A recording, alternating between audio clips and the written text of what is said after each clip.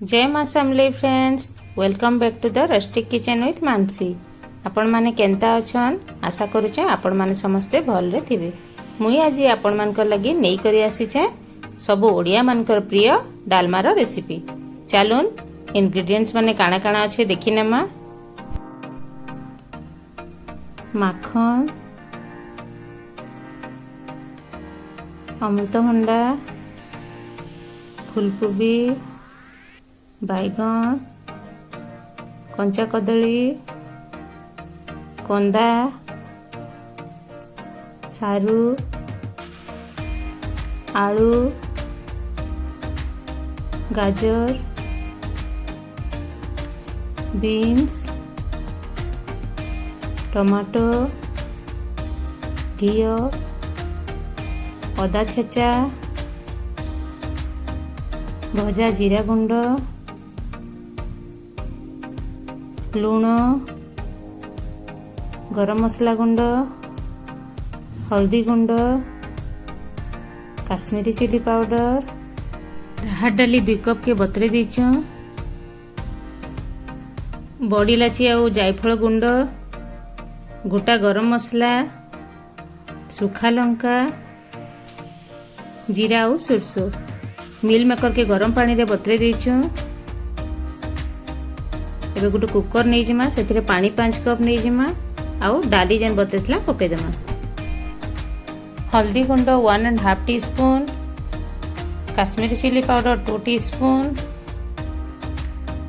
तेजपत्र, दालचीनी, चक्रफूल, बड़ी इलाची, जायफल गुंड। इना मुई मोर इच्छा अनुसार परिबा माने नैछे, आपण चाहेले परिबा ऐड किंबा स्किप करि पारबे।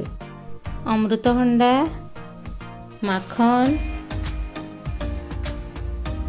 बैगन, फूलकोबी,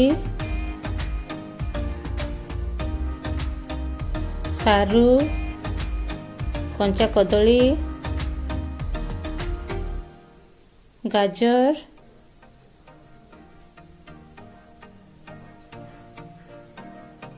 आलू,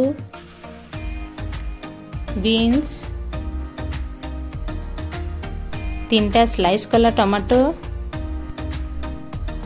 अदा छेचा, लूण स्वाद अनुसार। एबे सब परिबा माने के भल करी घांटी देमा। घांटी सारला परे कुकर लीड के बंद कर देमा आउ हाई फ्लेम रे 3टा सीटी दे देमा। कढ़ी रे घी 1 टेबल स्पून, हिंगु टिके, जीरा, सुरसो, सुखा लंका, मिर्सिया पत्र, अदा छेचा, टमाटो, हल्दी, काश्मीरी चिली पाउडर, लूण, मिल मेकर पकई देमा। टिके टाइम लगी भाजी देमा आउ से गरम पानी टिके ऐड कर देमा। टमाटो मिल मेकर जेन संतली थिला सेटा के एबे डालमा रे पकई देमा आ टिके भल करी घांटी देमा। एबे सेथिरे भजा जीरा गुंड, गरम मसला, धनिया पत्र सबू पकई देमा आउ मिक्स कर देमा। देखुन एबे रेडी ही गला हमर ओडिया मानकर प्रिय डालमा। देखुन डालमाटा देखबा के देते सुंदर लागुचे, खाइबार लगी भी हेतकी टेस्टी लागसी। जदि आपण मानकू रेसिपीटा भल लागला घरे निहाती ट्राई करबे आउ कमेंट्स रे जणाबे।